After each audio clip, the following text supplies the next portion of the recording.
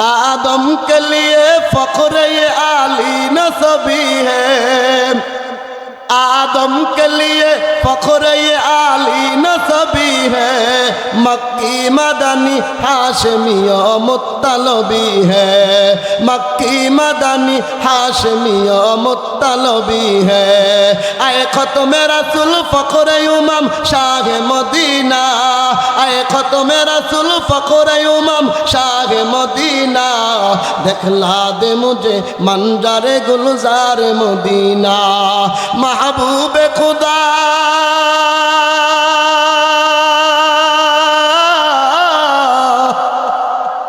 महबूब खुदा सल्ले अला नाम मुहम्मद, आँखों में दिखा दो मुझे मक्का ओ मदीना, आँखों में दिखा दे मुझे मक्का ओ मदीना। ज़ोरे कौन आमीन। आ मुरब्बी बजान অন্তরালের মা গো, গভীর মনোযোগ দিবা গো মা।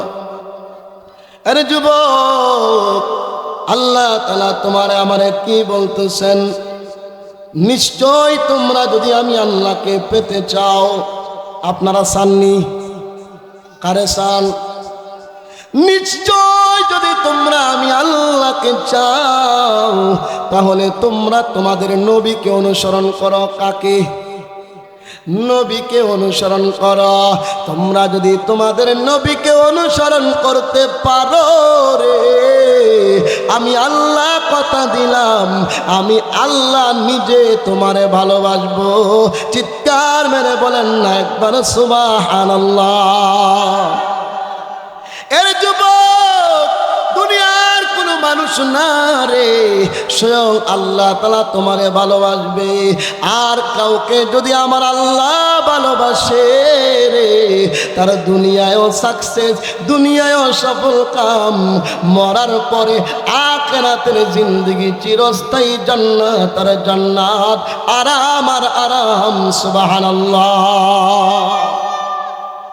আরে ভাই, আমার আল্লাহ কেমন নবীর উম্মত আপনাকে আমাকে বানিয়েছেন। আল্লাহ তাআলা এমন এক নবীর উম্মত বানিয়েছে, যেই নবীর উম্মত এত দামি উম্মত, যেই নবীর উম্মত জান্নাতে যাওয়ার আগে গো, কোন নবীর উম্মত জান্নাতে যাবে দূরের কথা, কোন নবীরাও পর্যন্ত জান্নাতে যেতে পারবে না। কেমন নবীর উম্মত আমার আল্লাহ বানিয়েছে, যেই নবীর উম্মত হওয়ার জন্য নবীরা পর্যন্ত আল্লাহর দরবারে দরখাস্ত করেছে। হযরতে আদম সফিউল্লাহ থেকে নিয়া আপনার আমার নবীর আগ পর্যন্ত, হযরতে ঈসা রুহুল্লাহ পর্যন্ত যত নবী আমার আল্লাহ দুনিয়ার জমিনে পাঠিয়েছেন, সকল নবীদের চাইতে আপনার আমার নবীর সম্মান আর মর্যাদা কম না বেশি? নবীদের নবী তুমি, নবীদের নবী তুমি, উম্মতের কান্ডারি, মক্কাতে জন্ম তোমার নবীজি, মক্কাতে জন্ম তোমার নবীজি। আল্লাহু আকবার। নবীদের নবী তুমি, উম্মতের কান্ডারি, নবীদের নবী তুমি, উম্মতের কান্ডারি, মক্কাতে জন্ম গো নবী, মক্কাতে জন্ম গো তোমার নবীজি, মক্কাতে জন্ম গো দয়াল নবীজি। আল্লাহু আকবার। রাসূলের হাদিসের ভাষা অনুযায়ী এটা জান্নাতের বাগান। তো আসল জান্নাত তো মরার পরে, বলে ওই মরার পরে জান্নাতে যাবে যারা আজকের মজলিসে বসতে পারবে তারা। জোরে কন্যা সুবহানাল্লাহ। তো বলতেছিলাম অনেকে আসে না, বসে না, বাহিরে বসে থাকে, কয় মাইকের আওয়াজ তো শোনাই যায়। আসলে মাঠে বৈশা শোনা আর রাস্তাঘাটে দাঁড়ায় শোনা কি এক? এক লোক চেয়ারম্যানের ছেলে, ভার্সিটিতে লেখাপড়া করছে, মাশাআল্লাহ, খুব লাদুস কুদুস চেহারা, পরের টাকা খাইয়া বড় হয়েছে, তো স্বাস্থ্য মাস্ত মাশাআল্লাহ ভালো, কথা বল ঠিক নেই? আর চেয়ারম্যানের লগে যে সামসাটি ঘুরে এটি সাফা ভিত্তে গেছে, কারণ সবটি বাবা খায়, কথা কয় না, ঠিক না বেটি? আর চেয়ারম্যানের বলা পরে London, America, France, Japan, Dhaka বিশ্ববিদ্যালয়ে চেয়ারও মার্শাল্লাহ দেখতে শুনতে বালা, কথা কন ঠিক না বেটি? তো এইবার চেয়ারম্যানের বলায় রমজান মাস 3 রাস্তার মোড় দাঁড়ায় সিগারেট খায়। তবলিগওয়ালা কিন্তু 7 রাস্তা দিয়া যায়, তারা তো দেখে চেয়ারম্যানের বলায় সিগারেট খাইতেছে, তাদের কষ্ট লাগছে। আবার মাস্টার নাম কি? কিও বাবা, তুমি না চেয়ারম্যানের বলা, তোমার আব্বারে আমরা সম্মান টম্মান করি, তো তুমি এই 3 রাস্তার মোড়ে রমজান মাসে দাঁড়ায় সিগারেট খাও, কারবারটা কি? ভার্সিটিত পড়ছে তো নাস্তিকদের সাথে উঠা বসা, নাস্তিকদের কিছু ভাব তার মধ্যে আইসা গেছে, সোহবতের একটা তাপ আছে। আমি সিগারেট খেয়ে আমনের সমস্যা, আপনারা মসজিদও যান, আপনাদের কাম আপনারা করেন, এমন কিছু লোক আমাদের সমাজে আসে না নাই? দেখবেন বিয়ে শাদী হইলে 2 দিন আগের থেকে বক্স না শুরু করে বাড়াবার, কথা কোনো ঠিক নেবে ঠিক, ডিজে গানের তালে মাটি পর্যন্ত কাঁপে। মসজিদের ইমাম সাহেব যায়, কইতো বাবা এটা বাজায় না, কয় আপনার কাম মসজিদে, আপনি মসজিদে যান, আপনি আইসেন কে রেন, কথা কন না ঠিক নেবে ঠিক? তো দমক না খাইয়া তাগর দেওয়া তারা যাইতেছে, একটু সামনে যাই এই দেয় চেয়ারম্যানের লগে দেহা, কয় চেয়ারম্যান সাহেব আমনে আমরা সম্মান করি, ইজ্জত করি, মর্যাদা করি, কিন্তু আমনের ফোলাটা এত বেয়াদব। হ্যাঁ আমার বলা বেয়াদব। হ্যাঁ, এই রমজান মাসে প্রকাশ্যে 3 রাস্তার মোড় দাঁড়ায় সিগারেট খাইতেছে, আমরা বললাম আমাদের সাথে আবার বেয়াদবি করছে, চলে না আমার সাথে। চেয়ারম্যান এদের ফোলায় আসলেই এখনো সিগারেট খাইতেছে। কিরে বেয়াদব, তোরে উচ্চ শিক্ষায় শিক্ষিত করছি, ঢাকা ভার্সিটিতে পড়াইছি, তুই রমজান মাস প্রকাশ্যে সিগারেট খাইতেছ, মুরব্বীদের সাথে বেয়াদবি করছো। ও আব্বা, আমনের যে একটা কথা, রমজান পাইছেন করতে, নাউজুবিল্লাহ কয় না, রমজান পাইলেন কই? রমজান পাইছি মানে মাসের নাম রমজান মাস। কয় আমারে এই ছোট থেকে এত বড় লেখাপড়া করাইলেন, আমি তো কোনো ক্লাসের বইয়ের মধ্যে রমজান মাস পাইলাম না। নাউজুবিল্লাহ কয় না, কস কি? হ্যাঁ রমজান তো নাই, দেখেন আমি গুনি, হয়তো গুনছেন দি, জানুয়ারি, ফেব্রুয়ারি, মার্চ, এপ্রিল, মে, জানুয়ারি, ফেব্রুয়ারি, মার্চ, এপ্রিল, আচ্ছা কোনছেন জানুয়ারিতে ডিসেম্বর পর্যন্ত কয়বার গুনলে রমজান মাসটা পাওয়া যাইব? আপনারা আসলে কষ্ট পেতেছে, কথা না কইলে বয়ান করেন না, কথা কইতেইব। জানুয়ারিতে ডিসেম্বর পর্যন্ত কয়বার গুনলে আছে রমজানটা পাওয়া যাইব? মোটামুটি 10 বার গুনলে, 100 বার। আল্লাহ, জানুয়ারি টু ডিসেম্বর যদি কিয়ামত পর্যন্ত গুনে, কিয়ামত পর্যন্ত গুনলেও রমজান পাওয়া যাইতো। জানুয়ারিতে ডিসেম্বর পর্যন্ত গুনলে যেমন কিয়ামত পর্যন্ত রমজান পাওয়ার আশা করা যায় না, যারা দোকান রাস্তাঘাটে বৈশা দাঁড়াইয়া মনে করে আমি তো শুনতেই আছি, শুনোই যাইব, সোয়াব পাওয়ার আশা করা যায়? জোরে কয় না। আমরা যারা এই সামিয়ানার ভিতরে আছি, তারা জান্নাতের বাগানের ভিতরে আছি, একবার চিৎকার মেরে বলেন সুবহানাল্লাহ। আর এই বাউন্ডারির বাহিরে যারা আছে, তারা আছে হইল গোবিনাথপুর। তারা কই আছে? যারা এই বাউন্ডারির বাইরে, ইস্ট প্যান্ডেলের ভিতরে না, তারা কই আছে? গোবিনাথপুর। আর আমরা যারা সামিয়ানার নিচে আছি, তারা জান্নাতের ভিতরে। জোরে কন্না আল্লাহু আকবার। ওয়াল্লাহু গফুরুর রহিম।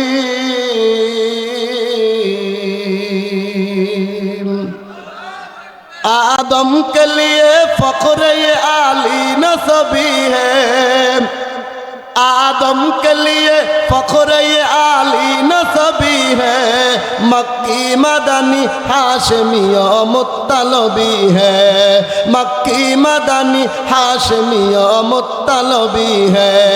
आए खत्म रसूल फख्र उमम शाह मदीना, आए खत्म रसूल फख्र उमम शाह मदीना, दिखला दे मुझे मंजरे गुलजार मदीना।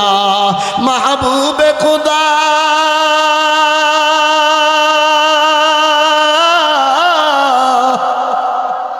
महबूब खुदा सल्ले अला मुझे मक्का ओ मदीना आँखों में देखा दे मुझे मक्का ओ मदीना जोरे कौन आमीन मुरब्बी बाजान पर्दार অন্তরালের মা গো গভীর মনোযোগ দিবা গো মা আরে যুবক আল্লাহ তাআলা তোমারে আমারে কি বলতেছেন নিশ্চয় তোমরা যদি আমি আল্লাহকে পেতে চাও আপনারা চাননি কারে চান নিশ্চয় যদি তোমরা আমি আল্লাহকে চাও তাহলে তোমরা তোমাদের নবীকে অনুসরণ করো কাকে নবীকে অনুসরণ করো তোমরা যদি তোমাদের নবীকে অনুসরণ করতে পারো রে আমি আল্লাহ কথা দিলাম আমি আল্লাহ নিজে তোমারে ভালোবাসবো চিৎকার মেরে বলেন না একবার সুবহানাল্লাহ এর যুবক দুনিয়ার কোনো মানুষ না রে স্বয়ং আল্লাহ তাআলা তোমারে ভালোবাসবে আর কাউকে যদি আমার আল্লাহ ভালোবাসে রে তার দুনিয়ায়ও সাকসেস দুনিয়ায়ও সফল কাম মরার পরে আখিরাতের জিন্দেগি চিরস্থায়ী জান্নাত আর জান্নাত আরাম আর আরাম সুবহানাল্লাহ আরে ভাই আমার আল্লাহ কেমন নবীর উম্মত আপনাকে আমাকে বানিয়েছেন আল্লাহ তাআলা এমন এক নবীর উম্মত বানিয়েছে যেই নবীর উম্মত এত দামি উম্মত যেই নবীর উম্মত জান্নাতে যাওয়ার আগে গো কোন নবীর উম্মত জান্নাতে যাবে দূরের কথা কোন নবীরাও পর্যন্ত জান্নাতে যেতে পারবে না কেমন নবীর উম্মত আমার আল্লাহ বানিয়েছে যেই নবীর উম্মত হওয়ার জন্য নবীরা পর্যন্ত আল্লাহর দরবারে দরখাস্ত করেছে হযরতে আদম সফিউল্লাহ থেকে নিয়া আপনার আমার নবীরা পর্যন্ত হযরতে ঈসা রুহুল্লাহ পর্যন্ত যত নবী আমার আল্লাহ দুনিয়ার জমিনে পাঠিয়েছেন সকল নবীদের চাইতে আপনার আমার নবীর সম্মান আর মর্যাদা কম না বেশি নবীদের নবী তুমি নবীদের নবী তুমি উম্মতের কান্ডারি মক্কাতে জন্ম তোমার নবীজি মক্কাতে জন্ম তোমার নবীজি আল্লাহু আকবার নবীদের নবী তুমি উম্মতের কান্ডারি নবীদের নবী তুমি উম্মতের কান্ডারি মক্কাতে জন্ম গো নবী মক্কাতে জন্ম গো তোমার নবীজি মক্কাতে জন্ম গো দয়াল নবীজি আল্লাহু আকবার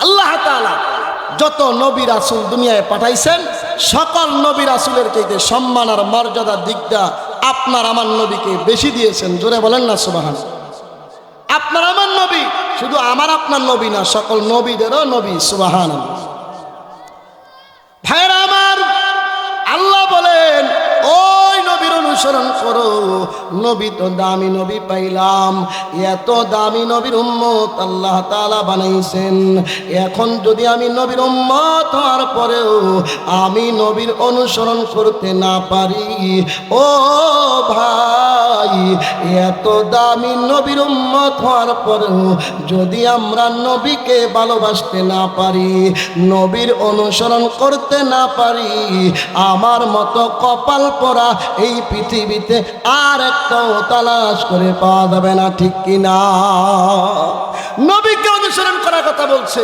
তাহলে নবীজি কি নামাজ পড়ছে কথা কয় না নবী কি নামাজ পড়ছে শুধু কি নামাজ পড়েছে আমার তোমার নবী অসুস্থ মানুষ বিছানা থেকে উঠতে পারে না আমার নবী সাহাবীদের কাঁধে ভর করে পর্যন্ত মসজিদে গিয়ে নামাজ পড়েছে ঠিক কিনা তার মানে বোঝা যায় তুমি যদি নবীর অনুসরণ করতে চাও তাহলে তোমারেও নামাজ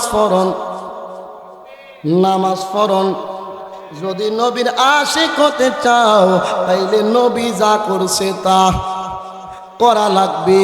এর যুবক ও ভাই, শুধু মুখে বললেই নবীর আশিক হওয়া যায় না। নবীর আশিক হইতে হলে নবীজি বলেন, মান আহাব্বা সুন্নতি ফাকাদ আহাব্বানি ওয়া মান আহাব্বানি কানা মাই ফিল জান্নাহ। নবীজির নামাজ পড়েছেন, এখন যদি কেউ নবীর আশিক দাবি করতে চায় তাইলে তারও নামাজ পড়তে হবে। যদি নামাজ পড়া আশিক দাবি করে তাইলে এটা হলো সত্যিকারের খাঁটি আশিক।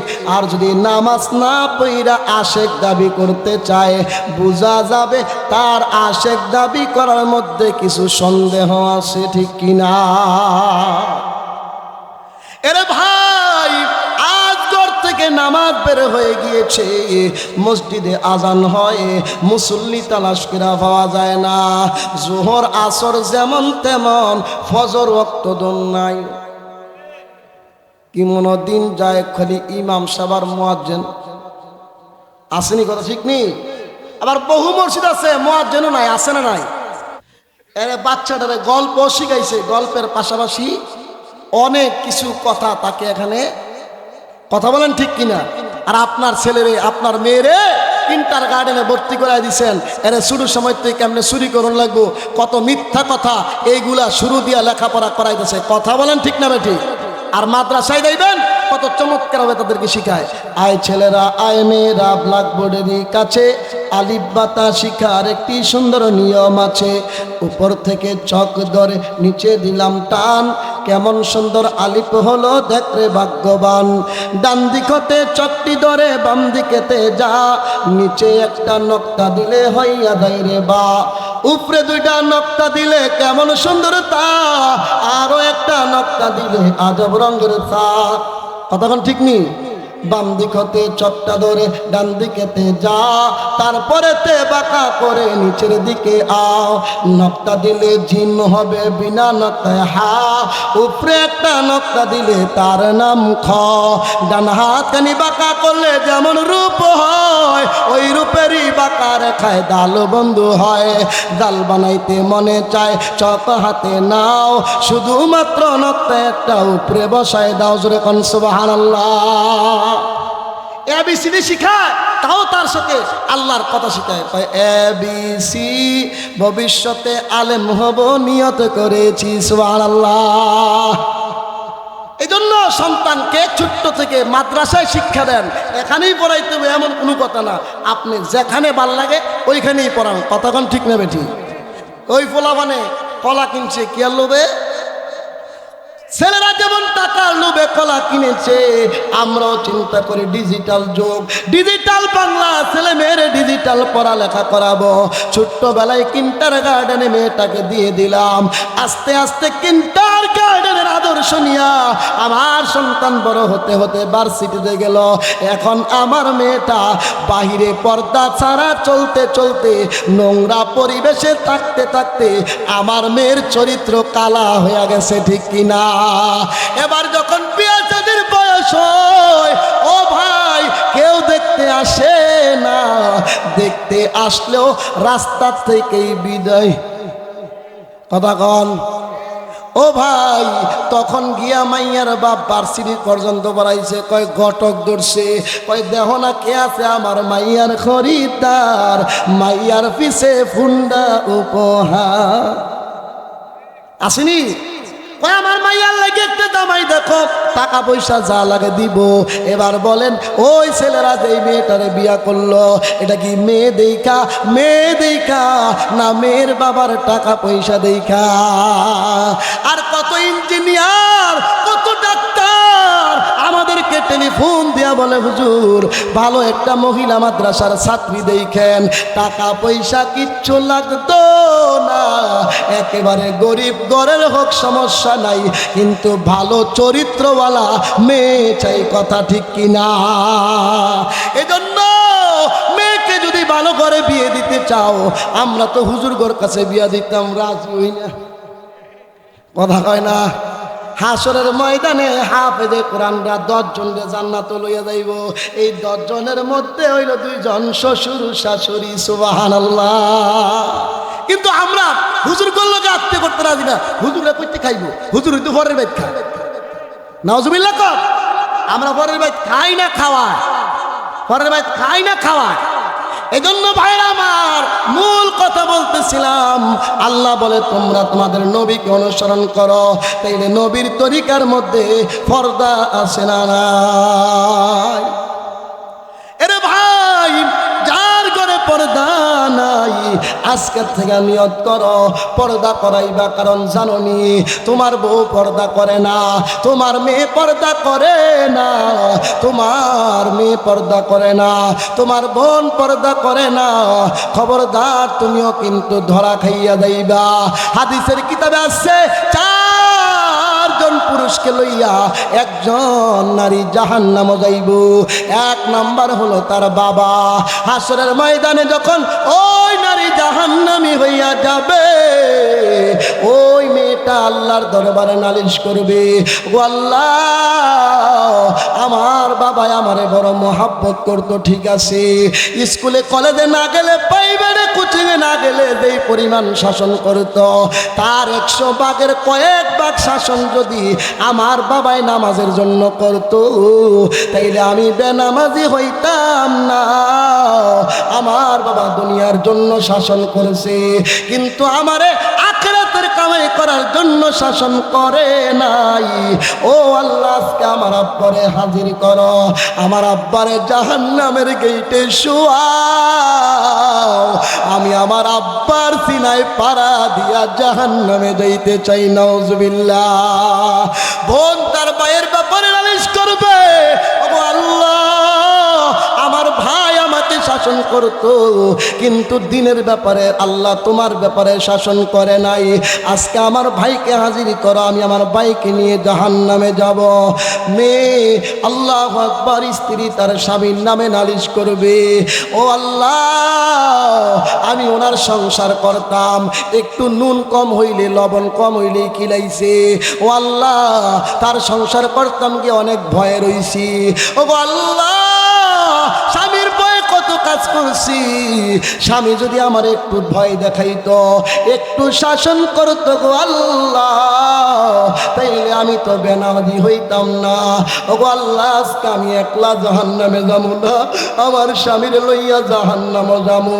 মা তার বড় সন্তানের ব্যাপারে নালিশ করবে, ও আল্লাহ, আমি বড় ভূতেরে বড় ভয় পাইতাম, মায় কিন্তু বড় ভূতেরে অনেক শ্রদ্ধা করে, মহাব্বতের ভয় করে, বড় ভূতের কথা মাই মানে।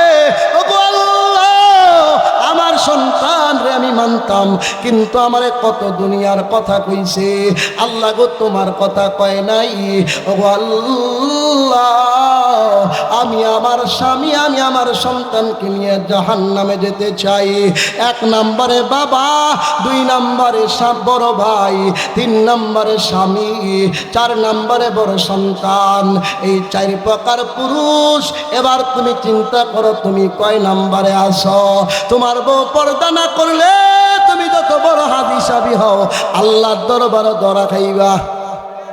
তুমি যত বড় তবলিগওয়ালা গাপ্পিওয়ালা হও না কেন, তোমার মেয়ে বুক পিট বার কইরা স্কুলও যায়, কলেজও যায়, যত চিল্লাই লাগাও না কেন, হাসরের ময়দানে ও তবলিগওয়ালা ধরা খাইয়া যাইবা, ঠিক কিনা?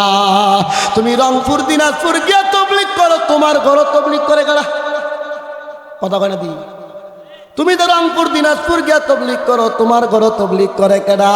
তবলিগ খারাপ না, ও আমিও 3 চিল্লার সাথী, কিন্তু দূরে তবলিগ করার নাম হলো তবলিগ শিখার জন্য যাওয়া, মেহনত শিখাইসা নিজের গ্রামে নিজের ঘরে মেহনত করা। কিন্তু আমরার তারা সারা জীবন সমাজও করে বদমাইশি, জমি লইয়া কিলাকিলি, মামলা লাগায়া 3 জায়গা চিল্লাত।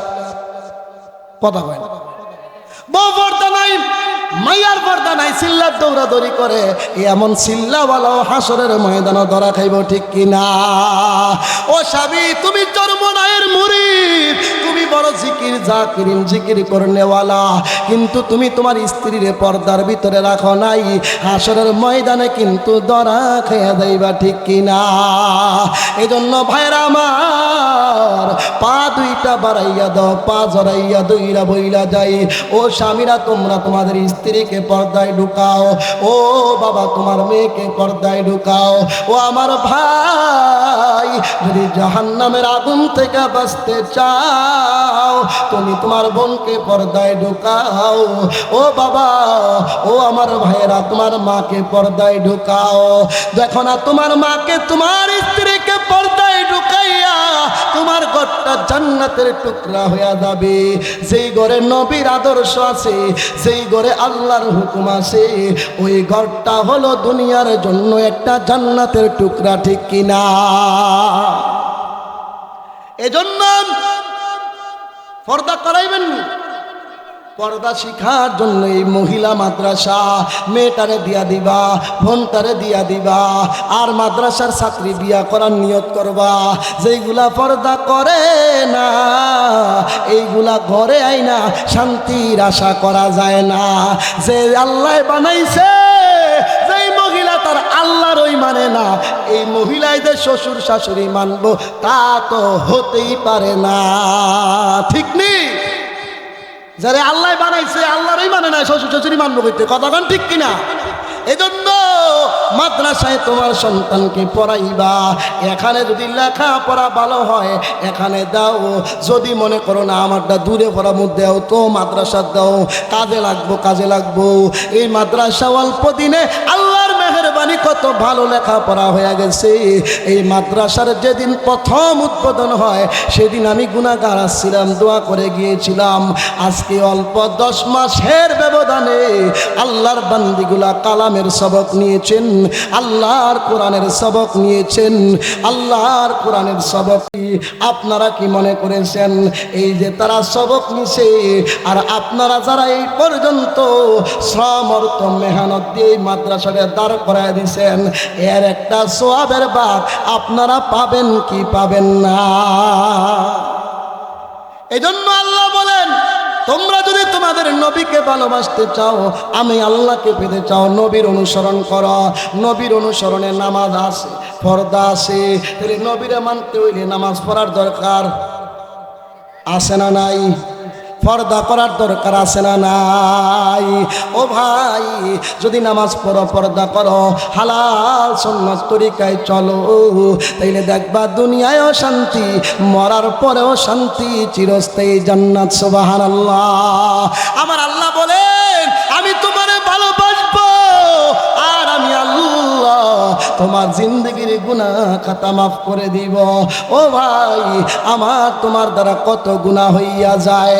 এই যে আজকে ভূমিকম্প, এই 1 মাসের ভিতরে কতবার ভূমিকম্প হয়ে গিয়েছে, এই কথা বলেন ঠিক কিনা? ও ভাই, আমার আল্লাহ আমাদের উপরে রাগ করছে, আমার আল্লাহ আমাদের উপরে গোসা করছে। জমিনে যখন গুনাহ বেড়ে যায়, আমি আল্লাহ বড় গোসা হইয়া যায়। আমার তোমার গুনাহ বেড়ে গেছে, আমার তোমার আল্লাহ আমার উপর গোসা করে আছে। এই জন্য সমস্যার সমাধান, এই জন্য সমস্যার সমাধান কি? আল্লাহু আকবার। বর্তমানের সমস্যা ভূমিকম্প, বর্তমানের সমস্যা আগুন লাগা যায়, এদিক দিয়ে আগুন লাগে, ওই দিক দিয়ে আগুন লাগে, কথাক্ষণ ঠিক কিনা? এত সমস্যার সমাধান মাত্র একটাই, তওবা করো, তওবা করো, আল্লাহর পথে ফিরে আসো, ঠিক কিনা? আল্লাহর দরবারে যখন তওবা করবা, আমার আল্লাহ তো এমন আল্লাহ, বান্দা যখন তওবা করে খাটি দিলে, বান্দা যখন 2টা হাত আমার আল্লাহর দরবারে তুইলা কয়, ওগো আল্লাহ,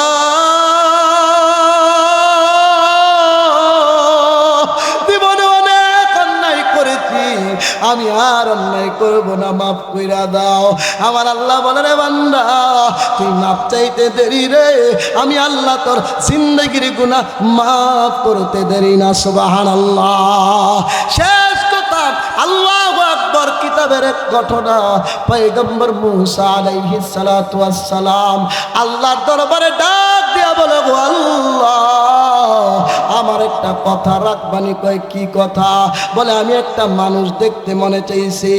বলে মুসা মানুষ তো প্রতিদিনই দেখো, আবার কেমন মানুষ দেখতে মনে চাইছে? মুসা নবী আল্লাহর দরবারে ডাক দিয়া বলে ও আল্লাহ, এমন একটা মানুষ দেখবার চাই যেই মানুষটা জীবন ভরা খালি গুনার গুনাহ, এত গুনাহ করছে গো আল্লাহ, যার গুনার কারণে জাহান্নামের 1 নম্বর খাতায় তার নামটা লেখা। আল্লাহ বলে ও মুসা কেন দেখবা, কেন দেখবা? মুসা নবী বলে ও আল্লাহ, তারে দেখা জানবো কোন কোন গুনাহগুলা করার কারণে সে এত বড় জাহান্নামের আসামি। এবার আল্লাহ ডাক দিয়া কয় ও মুসা, না না, আমি আল্লাহ বান্দার গুনাহ গোপন রাখি, প্রকাশ করি না। চিল্লে এখন সুবহানাল্লাহ। সেই পরিমাণ গুনাহ সকাল থেকে সন্ধ্যা হইয়া যায়, যদি আল্লাহ প্রকাশ করে দিত উপায় থাকতো না রে বাবা। শেষ কথা এদিকে তাকাও। এ ভাই, আল্লাহু আকবার। মুসা নবী কয় আল্লাহ ঠিক আছে, কিচ্ছু কইতাম না, খালি দেখমু। কয় ঠিক আছে, অমুক জায়গায় যাও, যারে দেখবা মনে করবা এই 1 নম্বর আসামি। মুসা নবী গেলেন, দেখলেন, মনে মনে তার প্রতি ঘৃণা করলেন।